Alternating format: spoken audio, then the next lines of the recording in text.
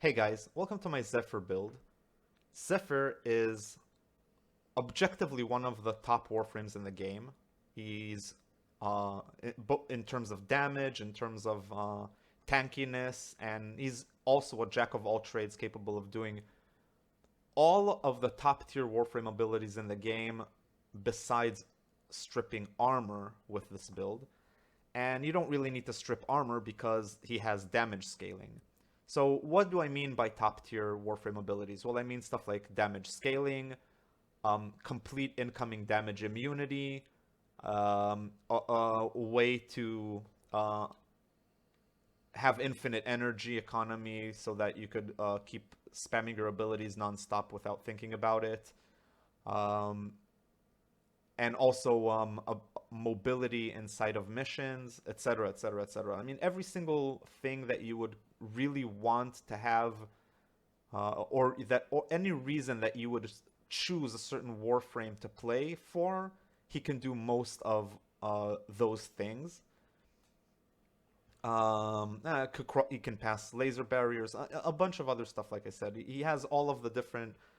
He's a jack of all trades that can do practically everything. But this particular build, despite him having both of the top two abilities in Warframe equipped in this build, we're not going to be utilizing them as much. I mean, we're going to take advantage of Nourish, which is one of the top two abilities in the game right now, but mostly for energy income and for dealing viral to enemies and maybe helping us with dishing out damage. But because this is a Tailwind build, we're going to be mostly utilizing the scaling damage from it to nuke all enemies around us. And we're going to be using target fixation, which is his first ability's augment, Tailwind's augment. And what it does is it introduces a scaling damage to it so that every enemy that gets damaged by the ability is essentially a 2 times multiplier on it. So let's say if you hit 2 enemies, Tailwind is now going to deal 3 times as much damage as its base damage. If you hit 5 enemies, it's now going to deal 6 times its base damage. And you can keep doing it and scaling it up and up and up, hitting more and more and more enemies higher and higher. The only time that you would ever lose it is if you touch the ground for 2 seconds, meaning you play this build as if the floor is lava. Okay? Now, there's one huge caveat that I want to get into before I actually start showing the gameplay here, because it's important that you pay attention to it in the gameplay, and that is that one of the top tier Warframe abilities that you're going to be utilizing with this build is Zypher's ability to take absolutely no incoming damage. Because as long as you're in the air, melee enemies can't reach you. And his third ability allows him to be completely immune to incoming projectile damage. Basically, all projectiles are reflected off of him in a huge radius, so that you're taking no damage. So if you're taking no damage, Nourish can't trigger its AoE viral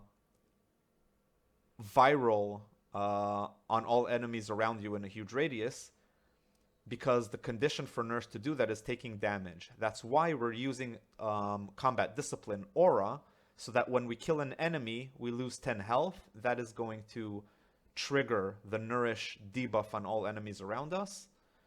And that's how we're going to be utilizing it. Now, since we're doing that, we're using Arcane Blessing to increase our max health over time as the mission progresses and we pick up health orbs, which is going to help with the health economy.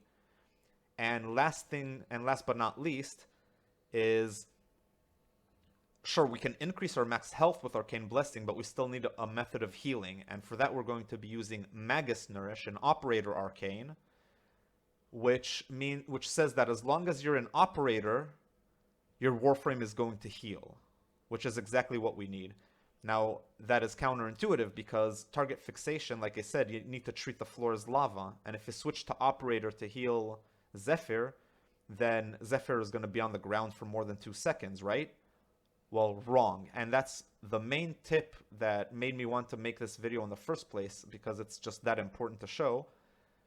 And there's a bunch of times where you would need Zypher, while playing Zypher, you would need to be on the ground for more than 2 seconds for stuff like hacking terminals or picking up disruption objectives from the ground, or in some sabotage missions you have to pick an item from the ground as well, and sometimes you get knocked on your back, etc. So there are times when you're going to be on the ground, but when you're knocked on the back, the only solution is really to get up as fast as possible. And usually with this build, you should be able to get off your back fast enough so that you can leap off the ground before you lose target fixation buff. But for most other things, like picking up mission objectives or hacking terminals, you're going to be doing that with your operator. Because if you go into operator in a certain way, then you do not lose the target fixation buff. It's basically paused until you go back into Zypher, under certain conditions that you don't leave bounds or stuff like that. But without further ado, let me just showcase the build itself. So I'm going to start the mission by casting Nourish. Nourish has an energy multiplier, which takes care of our energy income. As you see, I just cast the Zenuric thing, and now I'm getting a lot of energy. I'm going to also cast my 3, sorry, so that I won't take damage from the enemies that are about to show up here. Let's also recast Nourish so we have a lot of time on it. And let's start. So Tailwind is going to start scaling up the target fixation damage. As you can see, it's now on 2,800%. And the more enemies there are around you, the more you're going to hit, and the more it's going to go up. But, as I said, you can't be on the ground for more than 2 seconds. But let's say there's a terminal that I have to hack, right? Or something like that. Let's say not only that, but I'm actually losing health because I'm killing enemies. Well, my health is going up because my pet is healing me. But if you are not using this pet to heal you, etc., then your health might actually be in a little bit of trouble. So you'll go out into operator. You can chill a little bit as operator, do whatever you need as operator. And when you switch back to Zypher, as you can see, the buff stays. That was a huge mistake. Now, if you die, of course the buff is going to go away, but that's just because I'm kind of hopeless when it comes to both explaining things and like both making a video and playing at the same time. I'm kind of bad at it. But Nourish is going to help you proc this viral on all enemies around you when you kill enemies, and as you can see, it's really efficient at taking care of them, even without gaining height. Now, Tailwind, there's a few notes that are really important to say about it. Oh, as you can see, my health is low, so I'm going to switch to operator a little bit. Now back to him.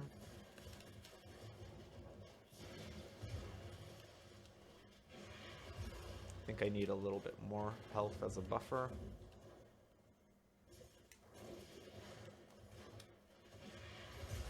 Yep, so this is the gameplay loop. Now, one more important thing is the tornadoes. So these tornadoes are, again, the other one of the top 2 abilities in Warframe. And they're going to both group all enemies around you, but more importantly, when you shoot them with your weapon, it's going to deal those statuses to all enemies around.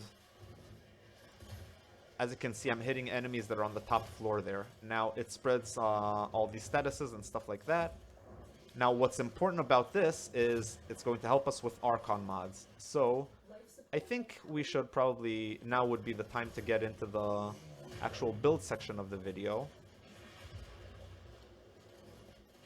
Yeah, it just play as if the floor is lava, and you should be fine. As you can see, our maximum health is going up because of our Arcane Blessing. So now we don't have to worry about the 10 health we lose for each enemy that dies. But it would be a good idea to keep an eye on the cooldown on your 3, because you can't refresh it while it's still active. That's the main problem you might be having with your tankiness. Otherwise, you don't have anything to worry about from any enemies. So again, the tornadoes, a really important note about them is that they spray statuses from your weapons on all enemies. Okay, so, and again, as you can see, it's 18,300% of what? Of the base damage of this ability, right? Okay, now, well, actually, you know what? We can actually show it, because Archon Stretch, if you're going to look at the list of buffs that I have, Archon Stretch is active. How can Archon Stretch be active? Well, that's because our tornadoes are now dealing... God damn it. Yeah, I'll leave anyway, but that's because our tornadoes are dealing electric damage from our weapons, which is what I wanted to show you guys in the build section of this. Yeah, there's a lot to go into, so if you'd like the build so far, then stay tuned, because this is where I get into the a bit more boring stuff, but important things to note. So let's start with the mutalist cernos. I've chosen this weapon in particular because it has a very neat feature. That is, it requires me to take off a mod first to showcase it, but it has toxin damage by default. But the toxin damage is so low that when you add up another element, let's say, in my case, electric, it now turns into corrosive electricity. So it takes away one of your statuses and gives you two in return. One combined one and whatever you put on. That is an exception because most weapons that is not going to be the case. But with this, you're able to control with just one status mod what the status output, and of course it has an insanely high status chance. I'm going to get into this probably last in the video, but just keep in mind that you can control it like this, or if I wanted cold, I could put down cold right here instead, and then I would have viral cold, which is also pretty decent. And I could also go for nothing here. Let's say I could put something else instead, heavy caliber or something like that, and then I would have toxin. So actually, let's put cold in because viral is just that good. No, actually, you know what? No, because we're going to be putting viral on this weapon anyway because of Nourish, and corrosive electricity is better. But in any case, you can modify what the output is going to be in terms of base elements: electricity, cold, toxin, and what that's going to allow you, or heat. But what that's going to allow you to do is utilize archon mods. As you saw, archon stretch was activated. How was it activated?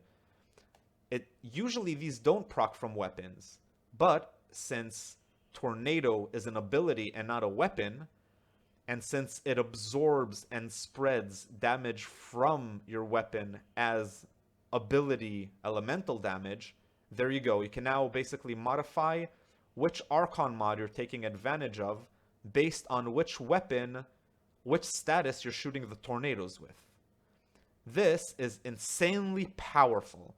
Because let's say I would put, let's say, Serration in that last slot instead of an elemental one, then in that case, Archon Continuity, which continuity goes in this build anyway, so I just had enough capacity, so I might as well switch it with the Archon version. Same with Flow. Flow goes in here anyway, and Stretch goes in here anyway because we're going for max range.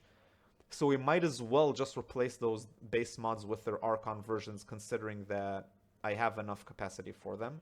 I'll just put all three, and then you can have Toxin on your melee, Cold using your Cernos, and Electricity on your secondary weapon, for example. And then you can kind of take advantage of these. But in any case, that is just a secondary consideration, because this build is going to be doing so much that this is just min-maxing at best. But still, min-maxing is probably what we're all here for, and it's also part of the fun. So here you go, min-max your way to oblivion. Now, the advantage of making your Cernos into viral cold is because that way when you just spam your tornadoes with arrows and kill all enemies in a gigantic radius around you, basically nuking all enemies into orbit, almost in a single shot each time, especially after the damage buff from Nourish, this is going to trigger Archon Flow, meaning it's going to drop energy orbs. Energy orbs are going to get absorbed by Equilibrium and restore the much needed health that you're going to lose from Combat Discipline. That is one synergy. Energy economy, because we're using Nourish, which has an energy multiplier, Archon Stretch is going to give us energy regeneration per second that is additive to that from Zenuric and that from a bunch of other sources. But think about this. If you have your tornadoes active, let's say you're even doing, I don't know, let's say you're leveling up Warframes and you want infinite energy, then here you go. You mod your cernos or whatever weapon you're using to do electricity, corrosive electricity. That way, when you shoot your tornadoes, it deals electric damage. That is going to constantly deal damage ticks per second of electricity to all enemies in that radius, with a chance to apply this status to them. When it applies the status to them, you get energy regeneration per second, which gets multiplied by Nourish, meaning you don't even need to pick up any energy orbs. You don't need to do nothing. All you have to do is keep spamming your arrows into Tornado, which is going to regenerate a lot of energy quickly over time, which you then use to recast Tornado, recast Nourish, recast your Turbulence, and you don't have to really utilize Tailwind. But besides that, Tailwind is just too good to give up, because this is a build, after all, that is most useful if you scale up the damage to do millions of damage with Tailwind and just kill every enemy by just dashing through them, like you see right now in that little animation. So Tailwind has two different modes to it, by the way, or three, you could say. One of them is floating mid-air, and you do that by holding. And when you hold it, it basically starts draining energy over time in order to maintain you in the air. But while you're in the air, then you can very easily maintain the buff from target fixation, because you're not going to have to worry about touching the ground for 2 seconds, which then removes the buff. But this is going to be counterproductive with the Archon Stretch buff, so keep that in mind. I mean, this is the only non-synergy, and that when you're draining energy over time, like happens when you have Tailwind in hold mode, then energy regeneration in general doesn't work, so neither does the buff from Archon Stretch. You'll still get the buff, but energy regeneration is disabled as long as energy is draining from Tailwind. But that's kind of a downside for Tailwind, not a downside for anything else. So that's kind of the only, I guess, disadvantage of using Tailwind. But on the other hand, if you could just float in mid-air forever and taking advantage of all of the aiming while in mid-air buffs they can put, like mods they can put on your weapons, it would be completely overpowered. So I can understand why DE made it drain energy over time. And we're going for high duration, so as you can see, the drain per second is neither green nor red. We're compensating the exact 55% that we're losing from efficiency with duration. So overall, it's exactly the same as if we had 100% efficiency and 100% duration. It's the same thing. So the drain per second is going to you're only going to feel it if you hold, like you see in the animation right now. But again, this is going to also allow you to reposition yourself for tailwinds. This is very useful, but it's not something you want to keep active all the time. It's more something you want to keep active just for a little bit, so that you can then cast tornadoes and clear a room with tornadoes and maybe proc a few buffs. In Archon Continuity, if you have no buffs active, then Cernos has Toxin by default, right? That's why I chose to use this weapon, because it basically is able to do a lot with all of the different Archon mods on Zypher and some other Warframes that can utilize the mods on weapons. But he's probably the only Warframe I can think of that can utilize ranged weapon um, elements into Archon. Oh, but again, I'm getting a little bit sidetracked now. So if you put something else here, it's going to be toxin, and in that case, um, toxin is going to proc Archon continuity, which is then going to add an additional corrosive status on every enemy that gets a toxin status. And all enemies are going to get toxin statuses because you're going to spread the damage with tornadoes, if in case you're choosing to use this part of the kit. Yeah, so basically there's 3 separate parts of the kit, you could say. One of them is the damage immunity, and for that, what you need to keep in mind is that turbulence is active at all times, and basically that's all you have to do. And to keep your distance away from melee enemies. The second part of the kit is the damage scaling of Tailwind, which also serves kind of as a 20-meter nuke, as you can see, 19.6-meter nuke with divebomb.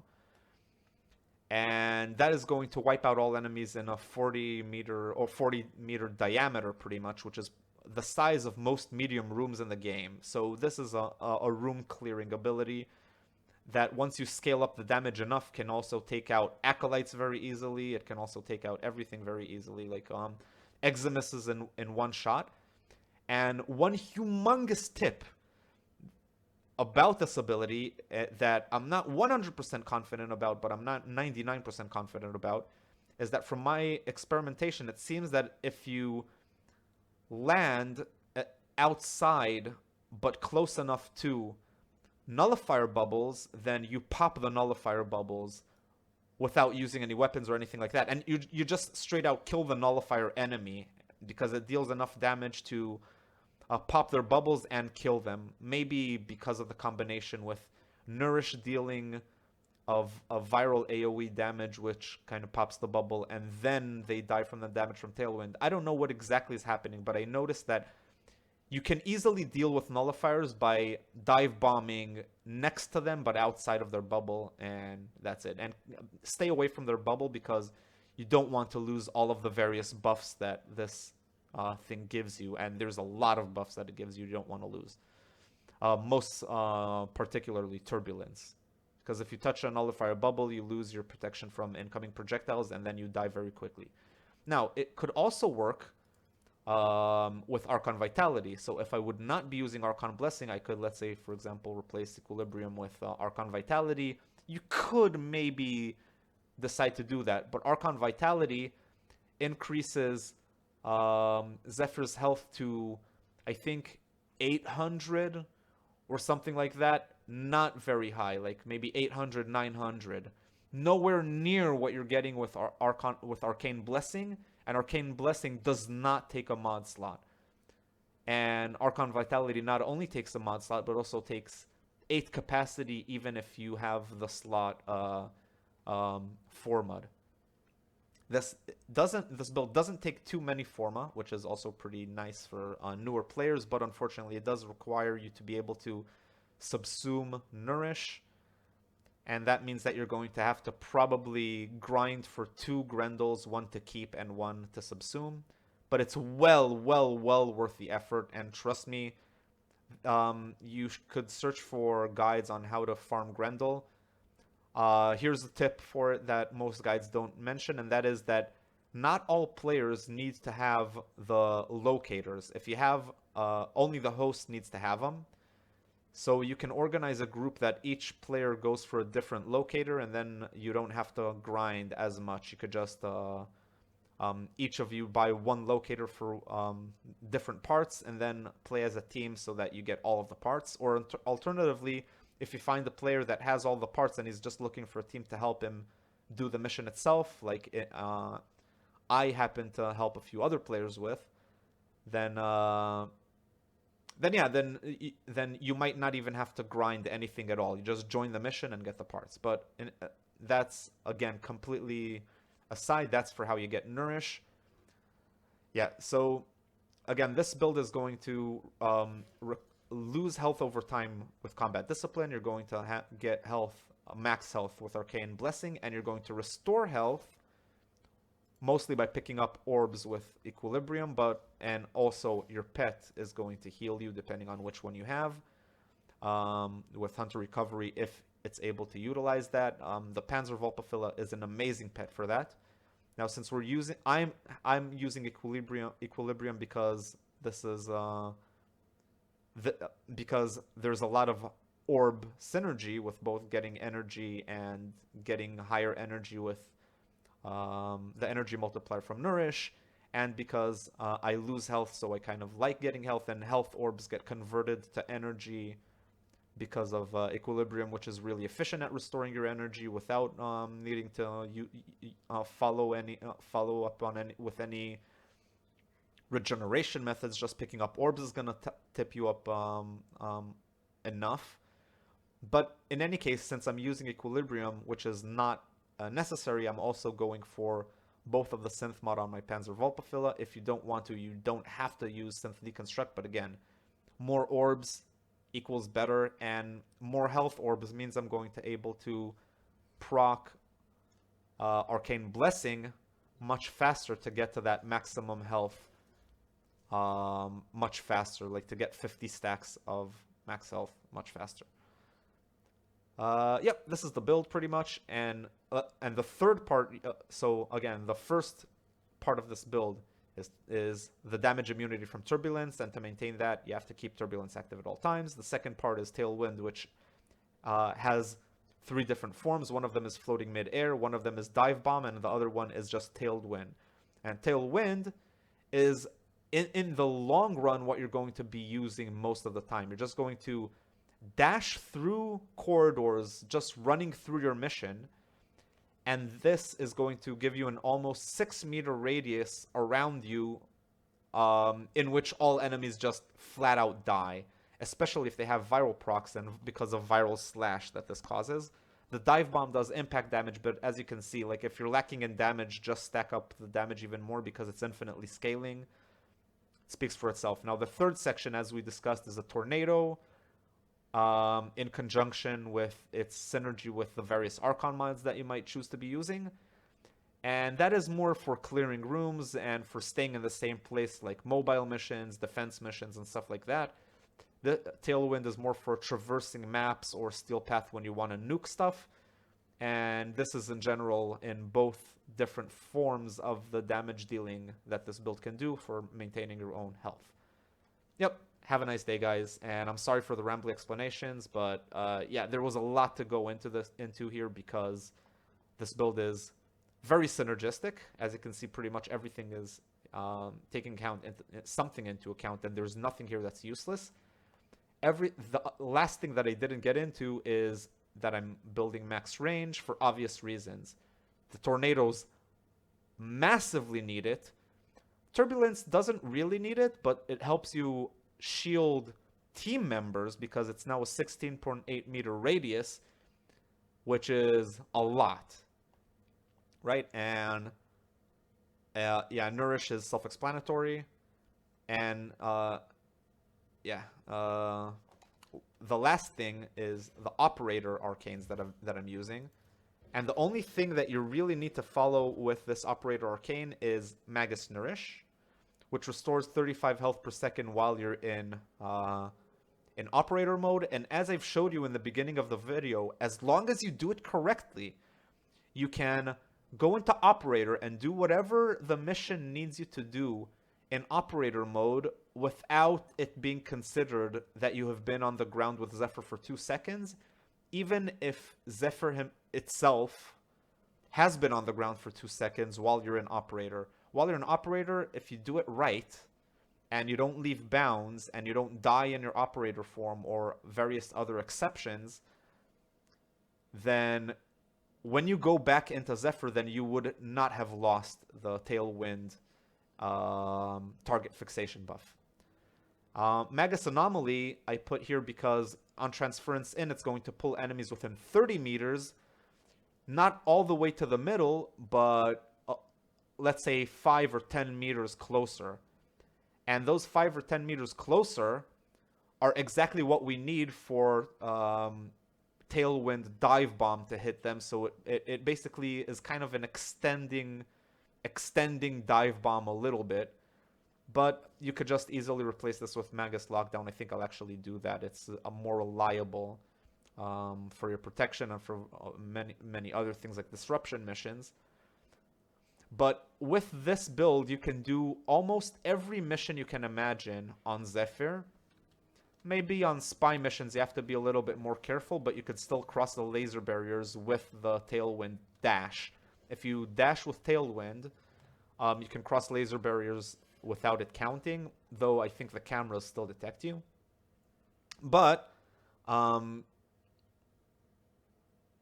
yeah, Tailwind dash, which is oh yeah, I forgot to mention, how do you differentiate between dive bomb and Tailwind? And that is the last part, I guess, of this video, is what I'll need to explain. Besides the cernos, is when you aim at a 45-degree angle or less towards the ground, like either you're facing the ground directly or a 45-degree angle from that direction, the game is going to dive bomb. But if it's from a 45-degree angle and more towards horizontal, then it's going to do Tailwind instead. And again, if you hold, then it floats in midair and does some other mode. And that hold is separate from dive bomb and Tailwind, so that you can, let's say, you can Tailwind to dash in the direction your mouse is aiming, so you can dash upwards too, or help to get to balconies or wherever you need to get. And while you're in the air, you can then press hold, and then you're going to be floating in midair, so you can then cast, let's say, Tornado, and you can aim your weapon while you're floating in the air and shoot the tornadoes to kill all enemies. And then you can just dive bomb back down to wherever you need to end up being, where your end point needs to be, and then you just dive bomb, like you can see in this little animation. It's tailwinding up, it's floating, and then it's dive bombing down to kill all enemies.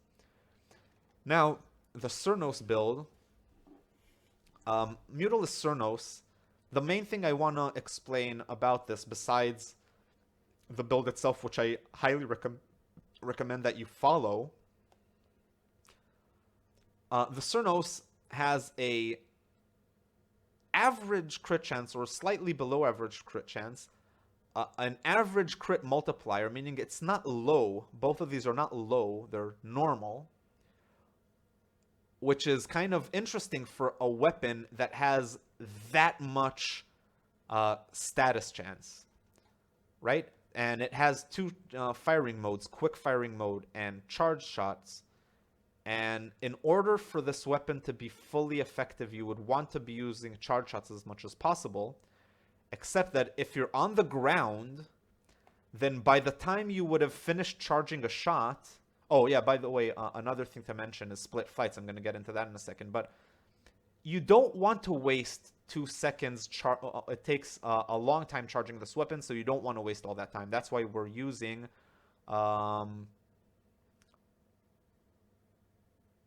where is it again?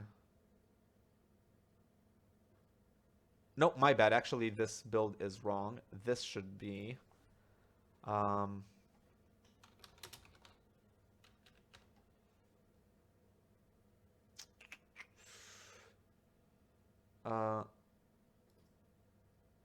yeah. It should be something more like this.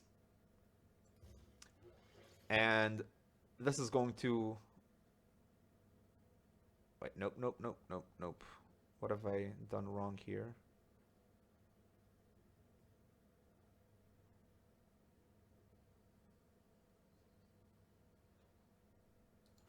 Oh yes, not damage, we want chance.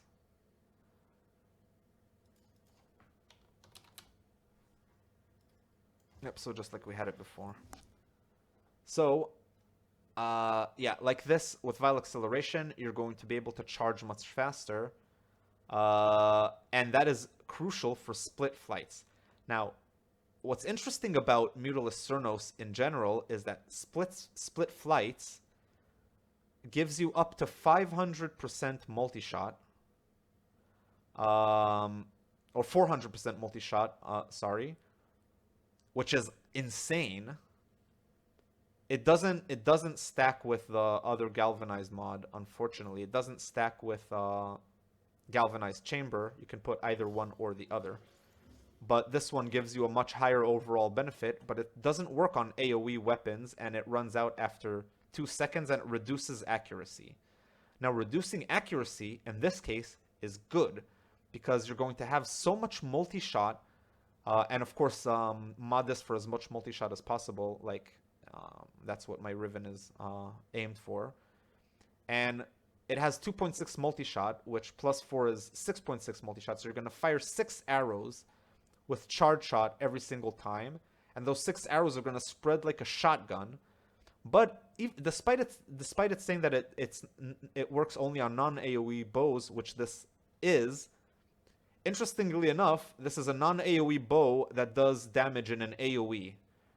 Or it's kind of tricky how this works, because the arrows themselves are not AoE, but where the arrow hits, it leaves behind a tiny spore or something like that, and that spore eventually explodes to do damage in an AoE, and that is able to trigger split flights with its on-hit condition.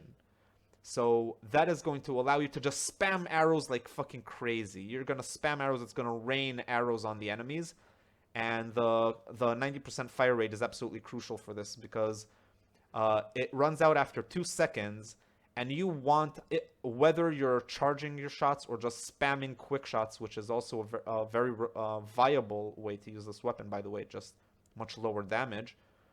But you're just going to rain lots of arrows on enemies, each of them having well over 100% status chance, which are going to proc both the status that we want for the Archon mods, and the extra one because of how interesting this weapon is, because like I said, it gives you 2 at the price of 1. That's just a different perk for it having a very low base toxin damage status. So it allows you to squeeze extra statuses out of them, so it allows you to apply more statuses to enemies. And what it says here is not the whole picture, because in addition to all of this, and in addition to the high impact damage, which is going to get converted into slash with internal bleeding, and the emphasis here is absolutely on impact, both in charge shot, even more, but also in the quick shot. And internal bleeding is way better than hunter munitions, which only has a 30% on crit, and the crit is less than 50% here, so don't count on it. Sure, it's going to crit. Your arrows are going to crit. You're going to enjoy crits and crit multipliers, but you would rather crit by shooting your tornadoes, right? So you want all of that to spread, and the last piece of advice is that Nourish, not only does it give you an energy income multiplier, not only does it debuff all the enemies around you because of combat discipline whenever you kill an enemy, and not only is it going to deal damage whenever it does that, like a 300 or something damage, and leave a status on them, but it also gives a flat a viral damage bonus to all weapons. All weapons would then apply that damage back to the tornadoes. So now your tornadoes are going to deal viral, slash, impact, puncture, and every other element that is on your weapon. And in addition, if you're not using anything else, then it would also apply a corrosive just based on Archon continuity. Yeah, that was a lot. So I'm sorry if the video is pretty long, but there's, like I said, a lot to go into this. If you enjoyed this, like the video, and I'm not going to ask you to share it anywhere because I don't really like social media. I don't have any social media of my own, and I don't encourage its use. But political discussions aside, in regards to my opinions about social media, yeah, have a nice day.